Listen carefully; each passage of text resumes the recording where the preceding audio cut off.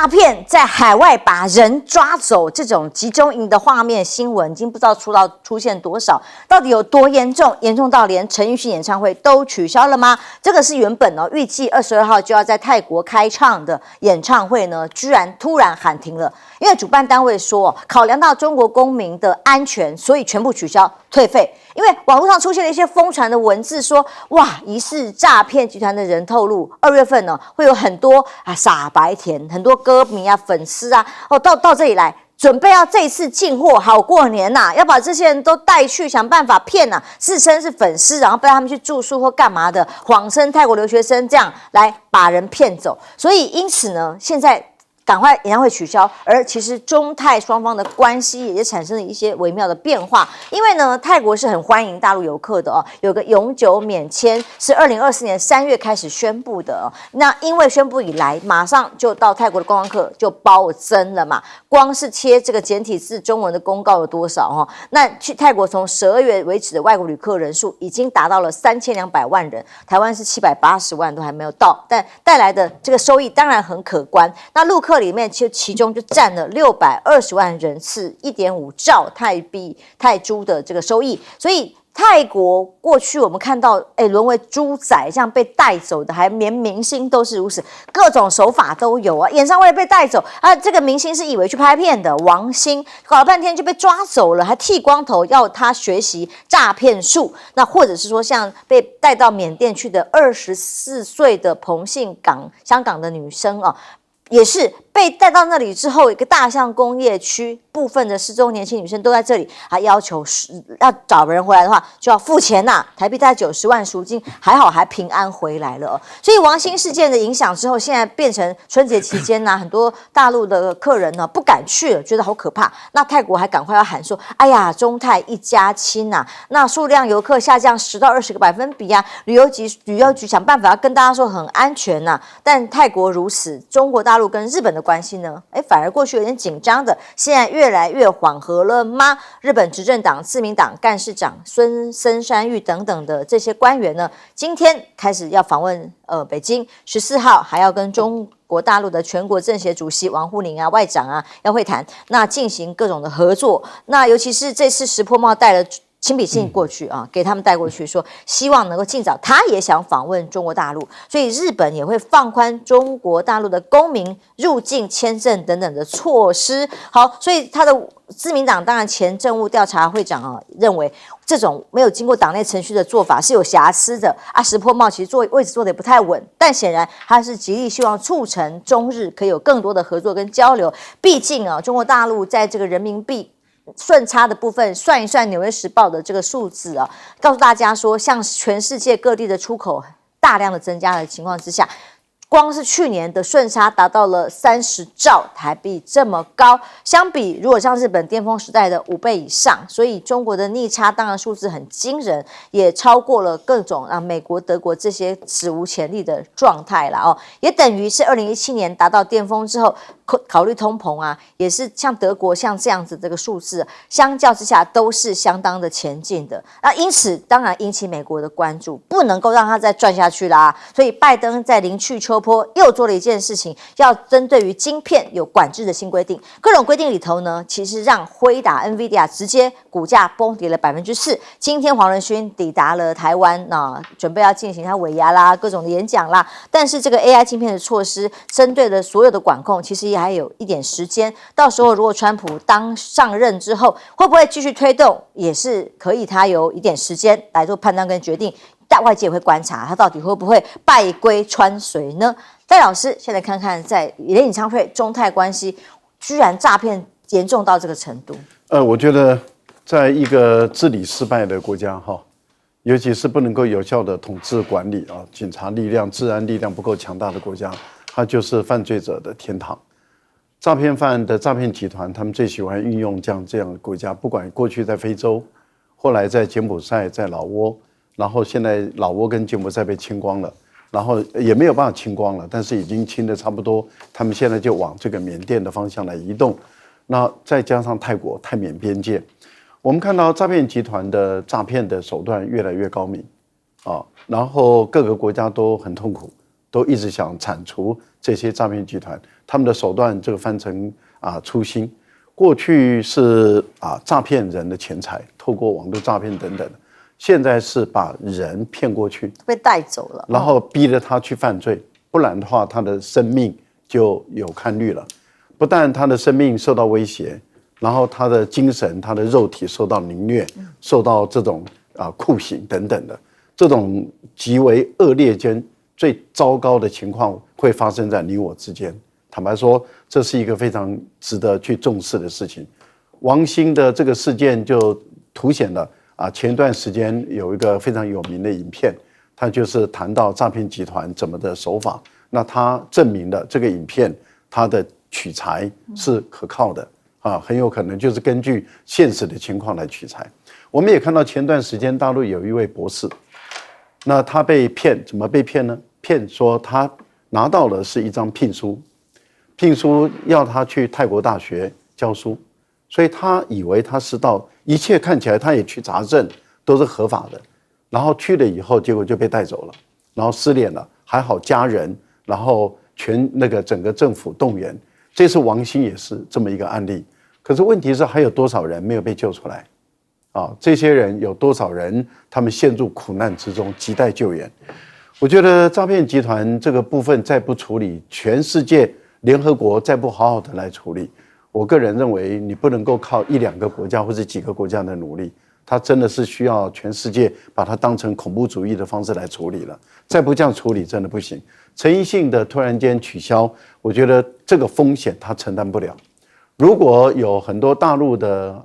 年轻人，他们因为喜欢陈奕迅，然后呢就组团到了泰国去，结果就被骗了，被带走了。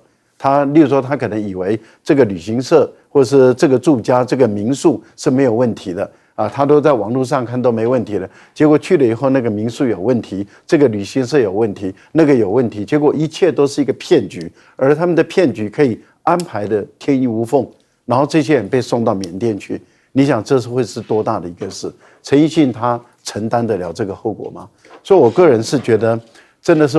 乱邦不入为邦不宜进去这些混乱的地方还是少接他的工作吧。各位观众朋友，不要去接他们的工作来做吧。过去台湾是在柬埔寨有人被带进去，还有立委去参与营救嘛那很多人是工作，那现在是连去玩、去旅游都可能会被骗，听个演唱会都可能被抓走，这个是人心惶惶那当然很多的真实案例被曝光出来之后，大家就想这个国家难道没有能力可以去管制或去杜绝这样子的状况吗？否则自己国家形象不也很糟吗？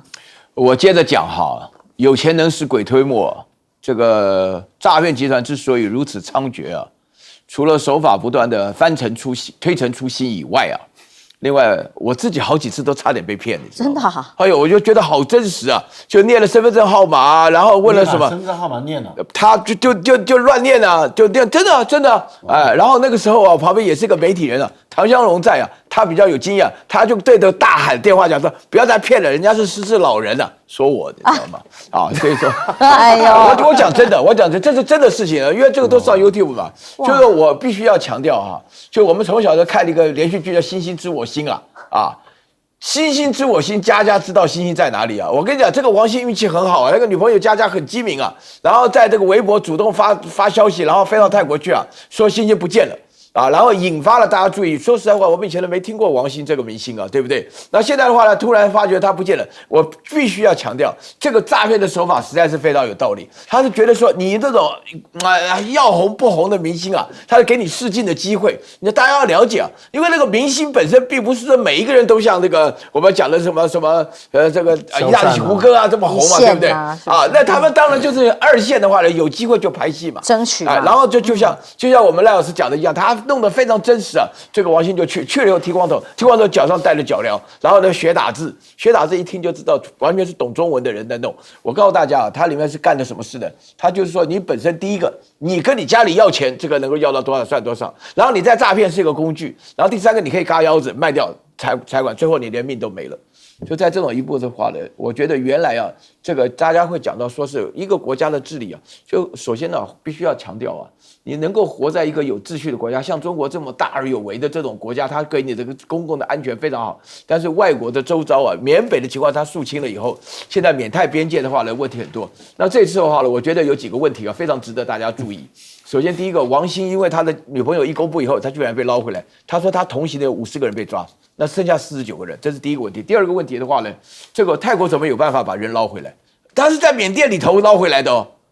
对不对？大家心里就要着着想一想。抢救雷恩大兵啊，特定的对象而已。不是，我跟你说，真的是一个特定的对象，而且，然后第三个最重要的是，我觉得大陆本身来讲，那么有秩序的情况，它的周遭这么乱。那他能够做什么？因为这个国家只要一乱了，因为现在缅甸的话呢，会影响到泰国。缅甸现在那个敏昂莱实际上控制的区域连40%都不到啊。大家知道，一半以上人跟他闹着玩了，对不对？那在这种情况下的话，泰国现在其实也不太稳定，所以缅泰之间的所产生的一个问题的话，层出不穷。这个并不是说单纯讲说是道德劝说可以的，因为有很多机会你根本搞不清楚。而且泰国本身完完全都是以观光为主的一个环境，为了观光的话不惜一切道德伦理啥都不要了。那在这种情况下的话，他会觉得说有的人做观光，有的人做诈骗，那还得了啊，对不对？所以说大陆本身一定要想办法注意的动作。过去都柬埔寨，现在泰国也是，这已经是国安危机了耶。所以这个问题啊，中国算是一个泱泱大国，对这种事情都没办法处理啊，这很糟糕。而且来骗的还是绑去的中国人在骗中国人。对啊，当然了，这个对国际上你的形象很难看。泰国很简单，你就停止旅游啊，你泰国自己的治安再不整理，我就不准老百姓来，就是要逼着泰国政府做，因为你不可能。中国大陆的势力到泰国去执法，但对缅甸不同啊。缅甸敏昂莱是要有求于你啊，而且北方的傣族、果敢兄弟联盟都在中国可以掌握的状况之下。要我说话，我就派突击队突击妙瓦底。这个大家不要以为这美国突击伊朗解救人质不是这样去的吧？这个东西我以解救自己同胞为主，我不是侵略嘛。你也可以派人。化妆果敢的部队直接打到妙瓦底，我跟你讲，这个毒瘤不挖哈，不下重手不会断的。今天可以在妙瓦底，明天可以到大象工业园区，他随便搬来搬去，太多了。可是中国大陆被骗的老百姓多少人啊？太惨，对不对？钱去了还不讲，还很丢人呢。因为骗的是中国人骗中国人。对，所以这个问题，我觉得中国大陆应该拿出点魄力来处理嘛。你今天进入缅甸的方式很多嘛。空降突击是一种，化妆成果敢军队也是一种，这个傣族的军队也可以。我们云南那边的老百姓跟他们长得跟一个样儿的，随便动员。方法都教给你了哈方法都教了。对呀，我觉得要动啊，你不动，这种事情啊，真的，我讲，你还左起的大国，这个那中国梦，对啊，连这个小问题都处理不了，你还处理什么事啊？缅北很多人都带回中国去接受审判的。对啊。以前是缅甸配合的一部分嘛，对。但是妙瓦底为什么到现在不解决？而且泰国把王兴捞回来，搞不好是泰国的跟他们有勾搭的人，对呀，在压力之下把他弄回来，要不然那49个为什么不回来？对呀，那显然就是说，因为王兴有点名气已经曝光，所以泰国跟缅甸勾结的那一帮人把他弄回来，就这么简单呢。其实有利可图，抓不胜招，看他们也抓了一些。他为什么49个不放？对，这个是受不了压力了。不希望把这个事情变成表面化，不希望这个事情变成扩大。这个真的太严重了，出手。我跟你讲，你禁止泰国3个月的旅游，泰国就受不了。马上回来。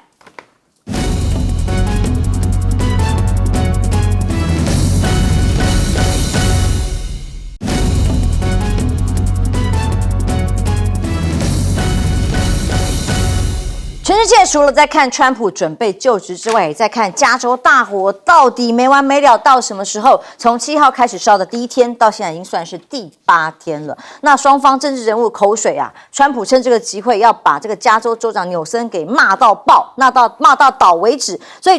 纽森就欢迎啊，说川普那你既然即将担任总统了，你来我们这里的灾区看一看，就知道大家有多惨。所以呢，川普说正在商谈，最靠下个礼拜就要访问洛杉矶了，去调查野火损失，而且了解加州的恢复工作。但是纽森说你要来带钱来，他提议至少要25亿美元的额外的资金，才能够协助野火所造成的损害。我们知道，其实在这次至少有5兆以上的这样的损失的金额里头，现在还没有办法控制，才是重点。火还在烧，尤其是网友当然有人拿来讨论啊，说在美国的网友分享的2022重庆曾经有个山火烧了8天扑灭，洛杉矶现在还在烧，这是不是也是一种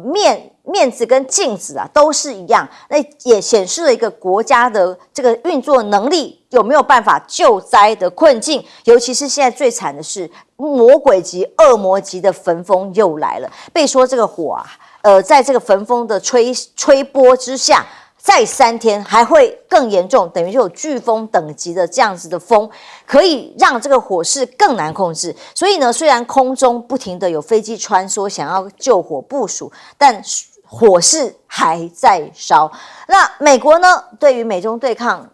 拜登现在关心除了自己的曾孙子之外啦，出生之外啊，再来也关心跟中国大陆的竞争跟对抗。所以拜登刚刚前一题我们也提到了，包括造船业，本周除了 AI 相关的晶片的管制呢，还有301调查报告即将公布了。这个内容里头援引说法呢，包括了各种海事啊、物流啊、造船都有这个强烈的抵制或者是惩罚。那接下来当然也有120天内生效，川普会不会延续的问题。但的确 AI 都是人类重要的文明的未来，所有的产业各国都在往这里靠近，所以美国出手去管制的时候，当然也是担心大陆的万一往上崛起的话，产生了科技的威胁跟竞争。所以呢，大陆就说哎呀，我们坚决维护自身的正当利益跟立场。苏立文说，当前中俄等国变得越来越弱了，那这样就不用担心了，还要抵制对抗吗？那美国变得更安全了，那刚好是在大火这个时候，他这样讲的时候，总觉得有点尴尬。而这个局面会移交给川普政府啊？那川普不是忙着还要去加州吗？那苏立文讲这个话，到底是平行时空还是怎么回事？那其中在大摩的分析里头，企业界到底怎么看待中国大陆的经济？前阵子一直有各种分析说大陆的经济不行了，还有各种的经济指数不如预期。但是呢，川普2.0、1.0有一脉相承之术。那尤其是2.0之后会有什么变化呢？基本上大摩的分析认为，大陆反而会把川普带来的压力转化为动力。那这个动力可能会有什么影响呢？美国现在剩下什么？跟台湾的状况有点像哦，就讲说我们好棒，我们好厉害。拜登总结自己在执政的成果里面，他怎么说？他说，在他4年的任内呢，让美国更屹立不摇，处在一个更加的战略位置里。中国的经济永远都不会超越美国了，因为我4年的经济执政的关系。好，或者比较起来，世界各地刮起所谓的中国风，自主品牌占比出口已经达到21.8%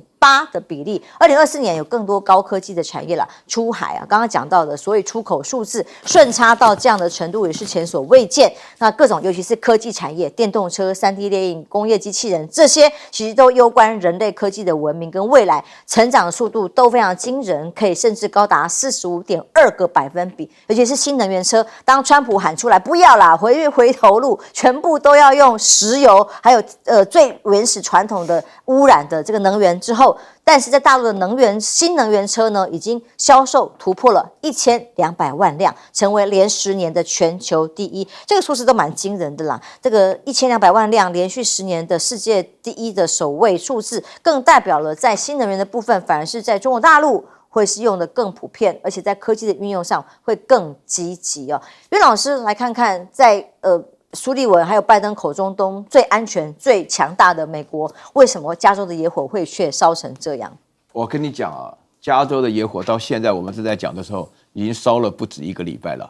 人数死多少人都不敢公布。一开始说10个人，后来越来加，现在我看到的话就是失踪20几个，死20几个，至少50个人以上，数字都不敢公布。然后目前为止好了，我觉得这件事情啊，非常非常值得深入的讨论啊。我尝试的用哲学来解释一下哈，这个实在是对我来讲是一个很重要的一课。这场大火发生在最有钱的国家，这个国家当中最有钱的州，最有钱的州里面最有钱的城市，啊，最有钱的城市中的话呢，最有钱的部分大家知道吗？什么叫做 Palisades 啊？那个最有钱就是说离好莱坞最近，所有的大明星的房子全部都在那里啊，烧掉1万多栋，里面的话呢，每栋房子最少2000万美金啊，2000万美金的话呢，6亿多台币啊，这开玩笑，对不对？如果说这种事情的话呢，然后呢，里面呢一筹莫展啊，天灾变成人祸，我就不要讲别的，大家消息都非常多啊，然后整个救火的过程荒腔走板，其他讲到什么水源啊，被某一个商人啊占用99%，这个我都不讲了。现在就是整个就洛杉矶因为这个Santa Monica，我有2个亲戚住在那边了，他们都讲说，光是乌龙电话接到3次，乌龙电话，请你撤离然后说对不起，搞错了这样子来了好几次。真的是大乌龙。然后现在消防栓储备所没水什么的。我必须要强调一件事情，今天上午我听了马斯克做了一个比较，他比较在大陆2022年的重庆山火跟现在同样发生在1月7号的西藏地震的时候，两者之间的话呢，根本没有办法做比较，因为现在美国的话呢，里面出现了一个最大的一个问题，最严重的问题，就是因为在最有钱的地方，讲求最有效率的制度是资本主义，资本主义里面最强调个人，所以说这里面的有钱人的话呢，他根本不担心，因为什么都有保险，这个大家都知道的事情。但是一般人来讲的话呢，平常来讲，这个到时候你个人没办法应对自然的灾害那当然，不管是2022年的重庆发生的火灾，或是说是这个上个礼拜不久在西藏发生的地震。我跟你讲，地震比火灾严重多了。为什么？因为地震是一翻两瞪眼的，一下子前15分钟人会不会死，会不会活，就已经决定了，房子一倒下来就死了。然后剩下的话呢，珍贵的72小时里面把人挖出来，对不对？所以在那种情况下，火灾不一样火灾的话呢，7号老远就看到这个已经有袅袅炊烟了，然后突然一下变成熊熊烈火，然后一下子连续烧了7、8天的时候，大家感觉，我必须要强调加州是4处起火然后到目前为止搞了7天以后，我今天上午我很关心它到底控制多少？说前一阵在控制6%，现在控制11%那最近目前稍微好一点，控制16%。那你火灾大家都懂火灾你控制16%，剩下的84%，那么你下面的100%了，这个有什么用呢？整个没有办法拿出任何具体，只会就动一张嘴就是说是这个川普跟这个马斯克在骂这个纽森说他是这个扭渣什么的。骂来骂去根本都没有用，讲得很激动，连笔都掉了太激动了。不是，因为我跟你讲，一方面是兴奋，另外一方面是激动就发现最有钱的国家出现这种一般来说自己都不能解决的问题。那当然我回头来讲，就是说你美国还在那边吹牛什么的，我多厉害，解决多少问题什么的，那根本就没有办法对不对？那美国现在对于这种事情的话，这是摆在眼前的事实我跟你讲，我没有见过美国有钱的人会感到如此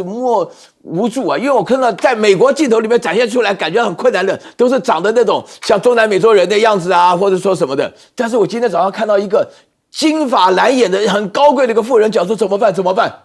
那我觉得美国真的有问题了，真的是太有问题了。刚教授讲到保险，结果很多保险现在还有理赔各种争议的问题，发现无法投保，都还有在问题当中。但更多是政治口水啦。你看看川普，他其实还没有就职，他下个礼拜要去的时候还不是，他一直在批评之外，那现在去要怎么解决？是去找麻烦的，还是给帮助的？那拜登却好像在平时空，他讲的是，在我任内，中国永远比不上我的经济，在检视他的这个成果，会不会很讽刺将军？这个东西趁乱还在搞政治斗争，真是这些政治人物真是 dirty， 真是很糟糕。这个东西，川普应该号召你的未来的这个人民八方去救这个东西，还在那里指责拜登，还指责这个未来的敌手就跟什么我们现在把郑文灿干掉是一样的，他是未来的这个候选人嘛，对不对？因为加州的州长本来就是民主党里面希望最大的一个嘛，所以这个问题这个火我跟你讲，除非天降大雨，根本浇不了。你知道我们中国一句老话，救急如救火，代表什么意思救火是很急的事情，要讲究一个快。你知道像这么大的火它会有一个热气旋，对不对？你在旁边浇水，它热气旋里面带的燃烧没有完的树枝，一飞了400公尺、800公尺外面，又在另外一个森林点起来了。风大火就急，所以我看它目前来讲，这个火很难控制，除非气候变化，下场雨，下场大雨，不下场大雨有一条歌叫《加州从来不下雨》的，对这个问题就在这个地方。还有一种方法，我骗他们不敢试。我们是看过爆炸可以瞬间灭火，阻断道路，不是他啪一下把空气都排出去，已经够乱了，你不要再乱建议。你没看过，我们看过，我没看过，就是烧出的火啊，一个暴震波把那个吸氧了空气通氧气通通烧光，就没有氧了。但它不能在这个都市区搞，对，但是在大森林里面可以搞，要不然的话，防火员、消防员被累死都没有办法浇这个火，因为那温度太高了，加上你没有水。今天拿海水去降吧，那个土壤又产生变化。对，那就完蛋了。问题是山际线啊，这个火是往上烧的，这个火星丢的下一个山谷又烧一面。真正隔离火灾就是叫做中间有一个叫现在还有恶魔焚风在吹，对，恶魔风，还有又要来了所以你要就又要来了防火巷，防火巷像以前我们学作战里面教过，在草原里面人家火过来辟一条我先放火，是这风往这边吹，后面烧出一块空地，我就安全。但是美国现在我看做不到，所以问题就出在什么？加州不是一次大火，那么多次大火，我觉得美军作战都很讲究，叫 pre-plan， 就是预备计划，事先面对这种状况都有预备计划。很显然，加州的州政府根本就没有对大火有过任何的预备计划、演练等等，演练或者是做准备。像水库没水，想办法弄水，结果就忙着竞选。所以政治人物跟我们军方是不一样，军方作战都有预备计划。像他这个州政府讲起来，我要是川普要批评就批评你这个州政府，任何事情。应急的重大应急事件都没有预备计划，也没有演练，也没有准备，这个算是失职。戴老师因为华人很喜欢讲国运，有没有？那每次到了新年，大家都还要抽签抽国运，但的确迎接川普的，接下来马上20号要就职的，哇，是一大规模。先前一开年是先有恐攻嘛，那现在又是火势，而且现在还不知道什么时候能控制。我觉得现在对美国来说是一个灾难。2025年以后啊，一直可能都是一些灾难的时间哈。第一个就是说，川普是美国历史上第一个重罪犯，好，而且已经被判有罪的重罪犯。那摸着他妈妈还有林肯留下来的那个圣经，然后在那边宣誓就职，一个重罪犯宣誓就职要领导美国，背后的国旗降半旗。哦，这就是一个最漂亮的一个画面出现了，这是第一个。所以你说美国的国运怎么会好？第二个，加州的这个大火越烧越旺啊。那当然我们不希望大火越烧越旺，但是问题就在于再过2天焚风要来，而且预估这个焚风会连续来3天。那这个热气流再这样子，我们看到这个加州大学的校区都在做后撤了。也看到 NASA 也在做紧急的撤离的一个状态，所以等于是他们到目前为止，他们束手无策。那大家要来看为什么会发生这样的情况，联邦政府要负很大的责任，地方政府也要负很大的责任。我们在问的另外一个问题是军队在哪里？美国在加州有很庞大的军事基地，而那么庞大的军事基地的军人，不管是陆战队也好，海军也好，空军也好，没有单位在第一时间里面去协助加州的这个消警人员去救火。好，除了政府的这些政客以外，然后他们不断的卸责任，然后指责对方。那问题我们来了，那老百姓呢？竟然有很多，而不是1-2个，有很多的人在趁火打劫，他们伪装成为消防队员，然后直接到你家说你要紧急撤离，他就到你家里面去搜刮一空，因为很多是豪宅。平常进不去，现在如入无人之境，就是诈骗集团，他就直接进去了，就把你抢。然后在百货公司里面，竟然是不只是零元购，以前零元购都是想办法偷抢，不要超过999块，不要超过1000块的，现在已经没有这个顾忌了，因为根本没有警察，直接搬了就走了。我觉得一个国家上下都道德沦陷到这个地步。主要的就是美国的政客每一个基本上都是道德沦丧，上行不正下梁歪，不对，上梁不正下梁歪，你就可以看到一个美国的政客，他花了最成功的教育，因为他很努力的教育美国的人民说政府不用负担责任，所以你看他们是小政府，他们不用负担责任，不用照顾灾民，不用照顾这些黎民百姓，因为你要去保险嘛，你自己不保险就自己认了，你不要我们政府来管理这个事。但是问题是，他去抽人类间最高的税，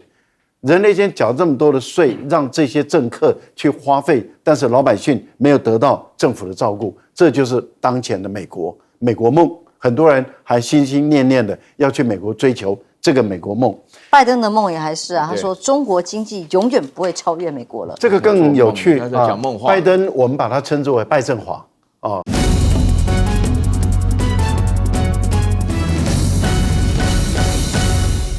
观众平安，欢迎收看 TBS 新闻大白话，我是王浅秋。我们待会儿马上要请帅将军再加入我们，但先介绍另外2位来宾来跟我们一起讨论国际以及国内议题的大白话。国际政治专家赖岳乾老师，主持人好，观众朋友大家好。台大哲学系教授苑举正老师，浅秋好，各位观众朋友大家好。来看看两岸关系哦，两岸学者其实最近以来，对于学者之间的对话交流也越来越多意识形态甚至被限制的可能性，而很难得啦。这一次是有大陆上海的智库学者，上海国际问题研究院的学术委员会的主任，还有上海市台湾研究会的会长，2个人一起到台湾来这边做交流。那陆委会也承认啊，也跟陆委会做了交流啊，但想不到两岸智库学者的这段对话跟绿营的智库学者，有点火药味。绿营智库学者说：“你们呐，中国大陆啊，把赖清德政府逼得太紧了。”就好像南韩的尹锡悦宣布戒严一样，也是被在野党逼到只好孤注一掷，也就是说很同情尹锡悦就对了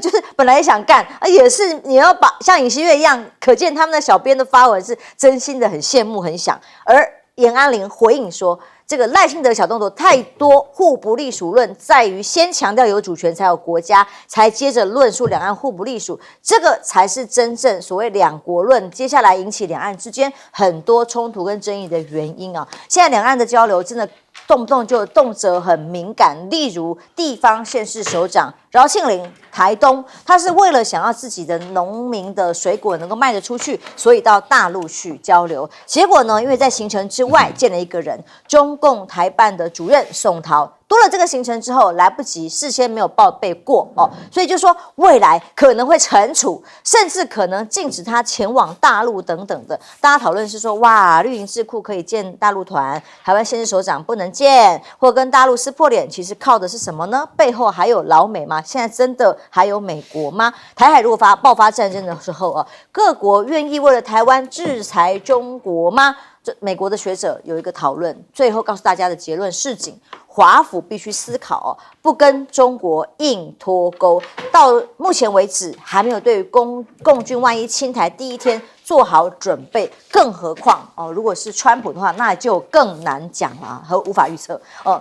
当然中美之间都还在秀肌肉，在军武的部分，大陆一在最近特别密集的显示自己的新的武器武装战备来清点，包括这个东莞号第9艘055万吨的大驱，哇，一亮相出来，现在已经是第9辆了耶。那各种的大型多用途水面作战，包括了长度啦、深度啦，还有可以用多功能啦，都引起了各界非常多的讨论。一比起，不管是阿利伯克级的驱逐舰，或者是世宗大王级的驱逐舰，都大了许多。那或者是空中的好了，第6代战机设计很特别，解放军歼50登上了航空母舰。很多专家都说，哎呀，这个沈飞6代机不只是空军战机，大概也会是新型的战斗机，还可以部署跟航空母舰一起做结合，以至于美军注意到了。美军在一个公开的简报上面还展示着6代机的画面，看看这些画面。You may have seen this. So on 26 December, Mao Zedong's birthday,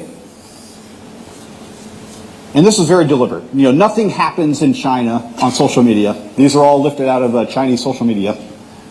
Nothing happens. Not one, but 2 new aircraft were revealed, were flown.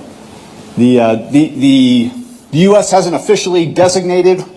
the one on the right yet. It's right there, Chinese, or the Chengdu Aircraft Corporation, CAC. The pundits are calling it the JH-36 because the tail number has a 36 on it, and it follows the J-35.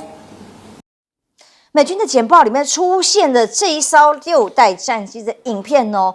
代表什么？关注啊，担心啊，是不是接下来整个战力有这么大的突破进展？因为过去哦，在美军的认为是这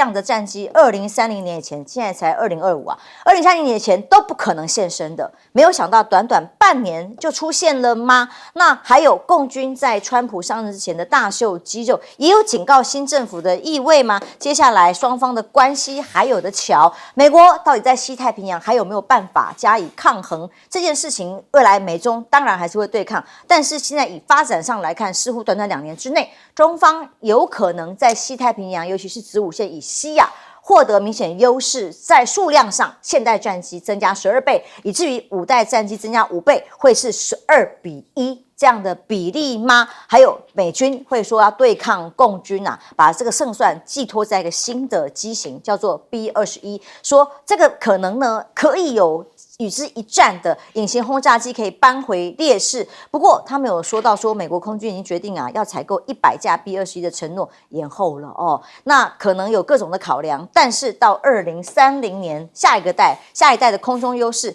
才有可能再采购，是费用的问题吗？更何况川普未来说要砍很多国防预算，不是吗？所以当拜登在卸任这几天，他不停的有一些新的动作，没有要休息的意思，他公开在讲。他很自豪的宣布什么事呢？有2艘福特级的核动力潜舰哦，航空母舰哦，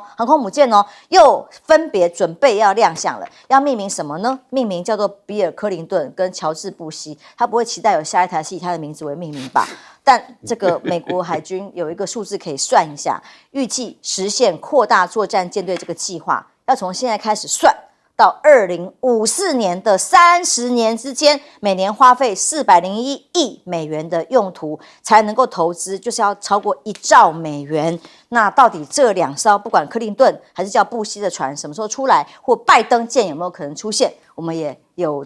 的等吗？将军，先来看看两岸智库学者的这个交流里头有火花。这个交流实在是我们这边做的太过分了。文化交流怎么这么一点自信都没有？人家也没带着长枪大炮来，这纯粹是一个谈嘛。那今天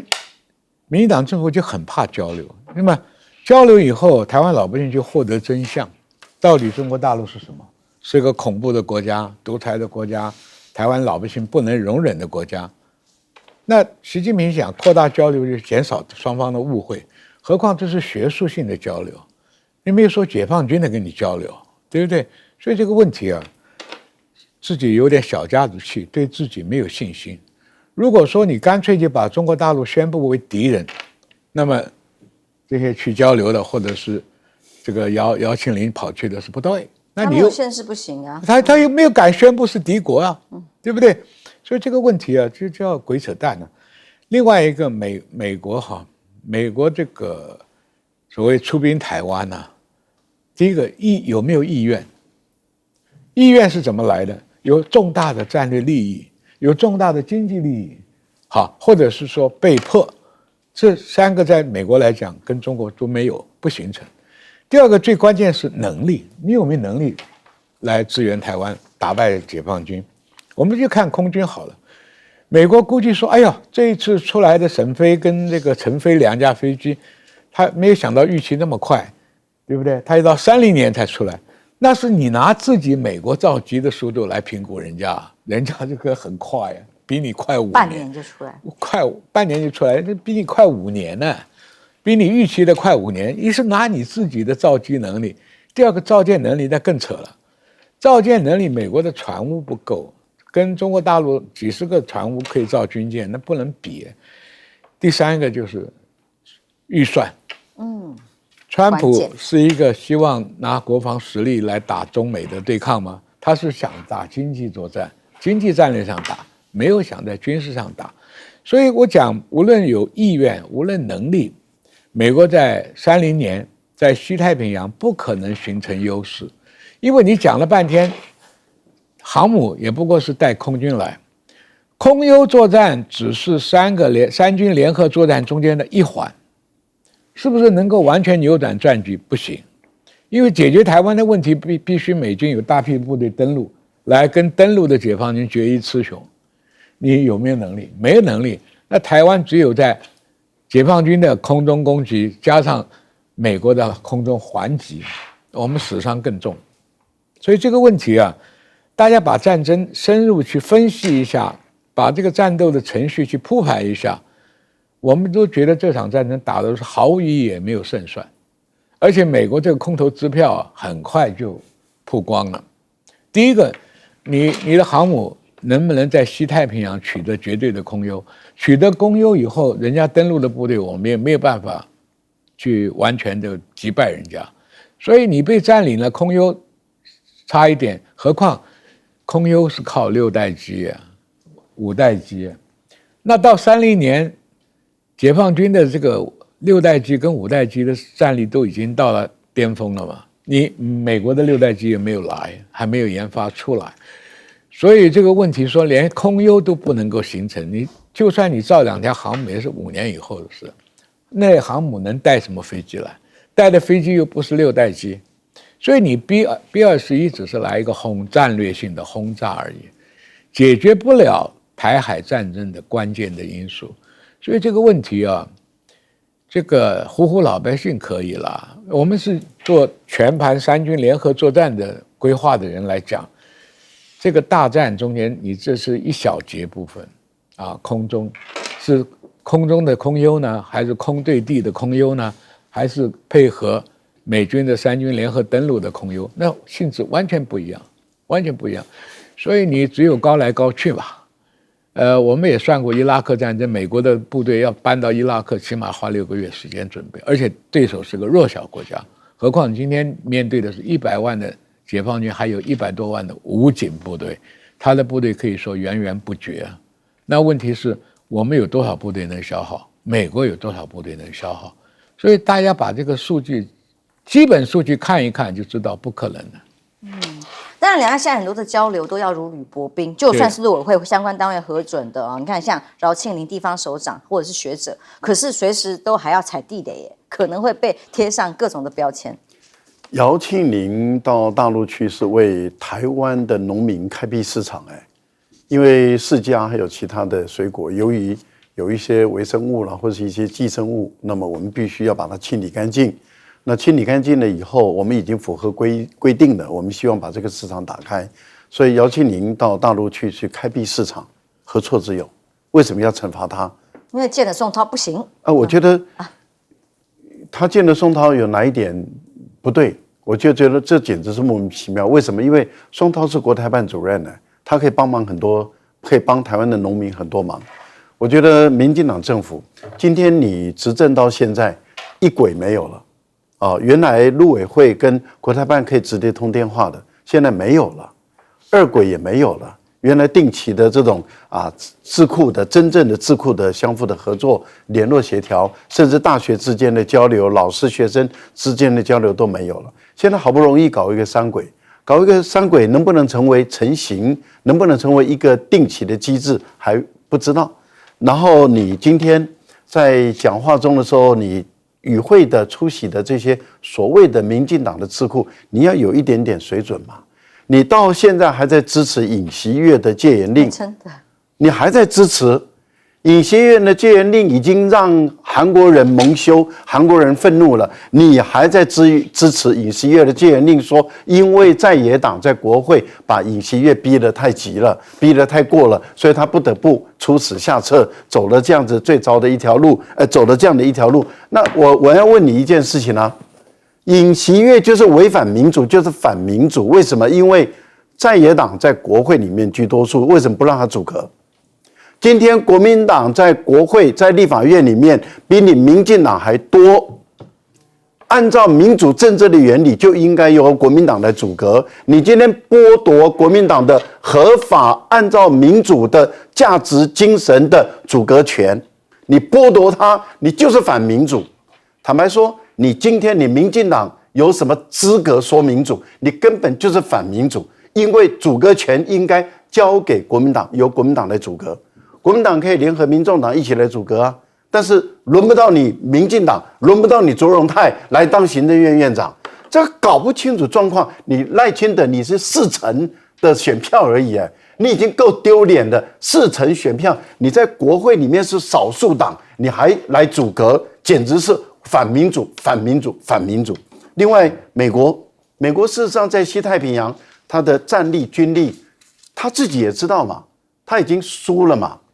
他不管是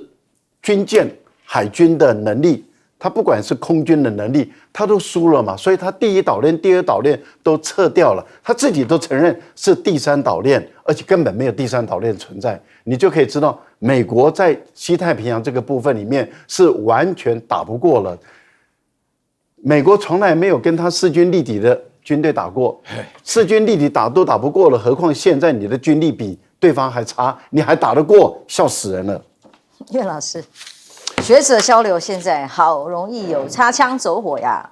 这一次的学者交流啊，这主要原因是因为去年12月份，民进党先到大陆去交流，这算是一个回访了。大家要了解，这个回访呢，其实是呢，对外呢是绝不声张，对内的话呢，所有资料流出来呢，这个我觉得啊，大陆现在的这几个官员呢，坦白讲了，也没听说过了哈。就是重要性当然很重要，但是呢，他们想要展开一些对话交流的一个条件呢，那民进党一来就来了下马威啊，就是不要把这个赖清德被逼得很紧啊。赖清德不是被大陆逼得很紧啊，赖清德是被美国逼得很紧啊。大家心里要明白啊，这里面讲的事情，大陆逼得从来没松过。从头到尾对民进党来讲，大陆没松过。大陆现在觉得说有效了，就是说的已经讲明了啊，大陆最主要逼赖清德的事情，都透过美国这边绕个圈嘛。所以在讲说啊，你可不可以不要逼了啊？赖清德本身这个样子的话呢，他能够受得了这种逼迫吗？啊，他该说的话他不说，不该说的话他乱说，所以导致出今天这个结果啊，兵凶战危的结果啊。那么强调兵凶战危的话呢，我就要强调一下，去年年底的时候啊，出现了好多武器啊，我那时候就已经预言过啊，这是一连串的，到了2025年的话会更多，因为这个完全没有错误啊，什么6代机啊什么的，现在听起来6代机成了旧闻了，那么空警3000了，也都成了旧闻了。那珠海航空展的时候，好像感觉到蛮遥远的，新的武器一直不断的出来。我必须要强调一点啊，虽然我们有将军在座啊，但是我心里非常懂，不战而屈人之兵啊。军事上来讲的话呢，也是有他的哲学理念的。在对阵的过程当中呢，大家之所以要透过各种方面的来计算着谁胜谁败的时候呢，绝对不要轻言牺牲了，不要真的打开这种战争的局面啊。在这么一比较的话呢，我觉得美军这边有军事会议当中强调2代6战机，他讲的都很准的，他讲了3件事都很准的。第一件事情的话呢，这个是为了纪念毛泽东诞辰哦，毛主席诞辰的12月26号所发布的。然后第二点的话呢，他讲到说，他里面看到了飞机啊，有这个成飞跟这个沈飞啊，还有另外第3件事情最重要的就是说是他自己感觉到这里面发展出来的势力影响非常大。我最后要补一点了，那个拜登啊，他讲说接下来2艘航母啊，一个叫做克林顿号，一个叫布希号。我觉得克林顿号旁边那个驱逐舰应该取名叫鲁文斯基号啊。太尴尬了。好，我们休息一下，马上回来。